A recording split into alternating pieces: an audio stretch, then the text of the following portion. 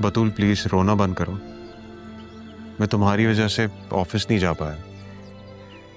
मैं तो बस डैड को यहाँ छोड़ने आया था और तुमसे मिलने आया था। तुम्हारी हालत देख के मुझे तकलीफ हो रही है, मत करो प्लीज।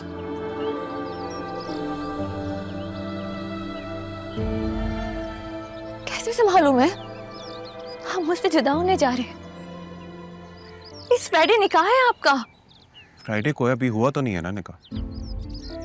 कुछ दिनों में क्या कर लेंगे आप? तो मैं और क्या करूं? दिल दे चुका हूं, अपनी जान भी दे दूं तुम्हारे लिए। ऐसी बातें क्यों कर रहे हैं आप ज़रियून? तुम जानती हो ये रहा अगर चाहे तो वो इनकार कर सकती है। तो मजबूर हूं।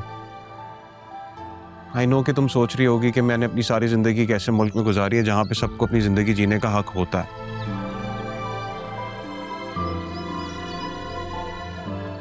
लेकिन मैं अपने डैड को मना नहीं कर सकता बतूल। उन्होंने बहुत कुछ किया है मेरे लिए। मेरी माँ के जाने के बाद सब कुछ मेरे लिए उन्होंने ही किया।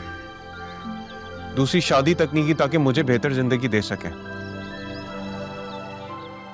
ऐसे में मैं उनकी ख्वाहिश को नहीं रद्द कर सकता बतूल। तो फिर मुझे अपनी मोहब्बत का एहसास क्यों दिलाया आपने? बतूल मैं यहाँ शादी ही करने आया था और जब तक मैं ये बात डैड को बताता कि मैं तुम्हें पसंद करता हूँ, उन्होंने अपनी ख्वाहिश मेरे सामने रख दी। मैं क्या करूं? दादा जान की भी ये आखिरी ख्वाहिश है। मेरी मजबूरी को समझने की कोशिश करो। अगर कोई है जो इस रिश्ते से इनकार कर सकता है तो वो रहा है,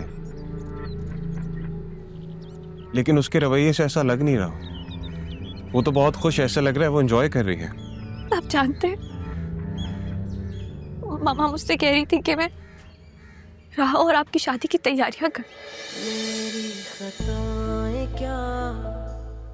आपने बताया मैं ये सब कुछ कैसे करूं ज़रियून?